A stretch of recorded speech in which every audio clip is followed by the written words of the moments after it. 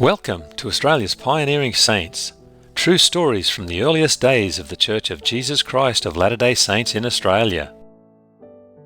Today's episode, The Man Who Walked Through Fire. Let's set the scene. Ireland, mid-1840s. A teenage boy named John McCarthy is training to become a Catholic priest.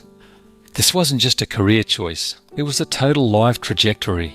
His family was devout, his future was mapped out, and he had the security and respect that came with the cloth. But then, the horizon shifted. We don't know exactly the moment John first encountered the restored gospel, but we know the impact.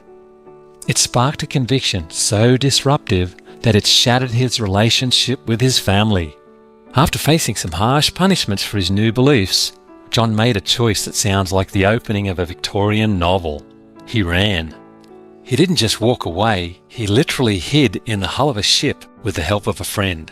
He traded a life of clerical comfort for the darkness of a cargo hold, sailing away from everything he knew, his family, his heritage, and his financial safety net. John arrived in Sydney at a pivotal moment in history. The first American missionaries, John Murdoch and Charles Wandel, had arrived only months earlier in late October 1851. When John heard them preach, the puzzle pieces of his life finally clicked. In May 1852, at 22 years old, John was baptized. Within weeks, he was set apart as a travelling elder and dispatched to Maitland.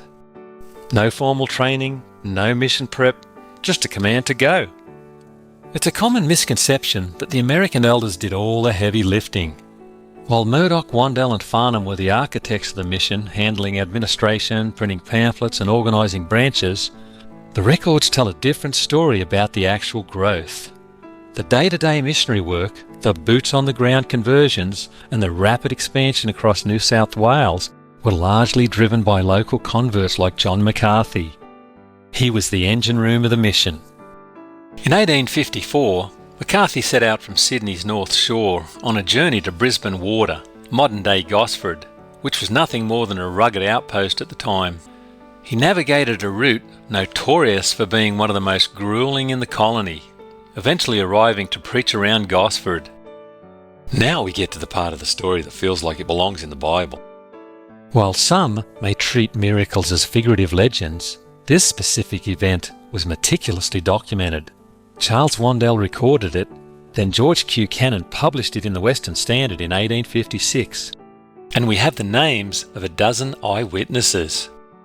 McCarthy was in the Maitland and Williams River area preparing to baptize Brother Samuel Bryant and his entire household. It was meant to be a day of celebration, but it nearly turned into a tragedy. A fire broke out in the Bryant's wheat field. In colonial Australia, a fire wasn't just a property loss. It was the death sentence for a family's livelihood. The wheat was dry and ready for harvest. The flames were aggressive, moving too fast for the brethren to contain. As the family watched their entire year's work vanish into smoke, McCarthy did the unthinkable. He prayed, and then he stepped into the inferno. The record states he walked directly into the fire to rebuke it. The flames were reportedly above his head. Within minutes, the fire just didn't slow down, it died. When McCarthy walked out of the blackened field, his clothes were not singed. They didn't even smell like smoke. There were 12 witnesses, including the Stapley family. They didn't just see a lucky break with the wind, they saw a man command the elements. Both the Bryant and Stapley families were baptized by McCarthy. But fire wasn't the only force of nature John McCarthy went head-to-head with.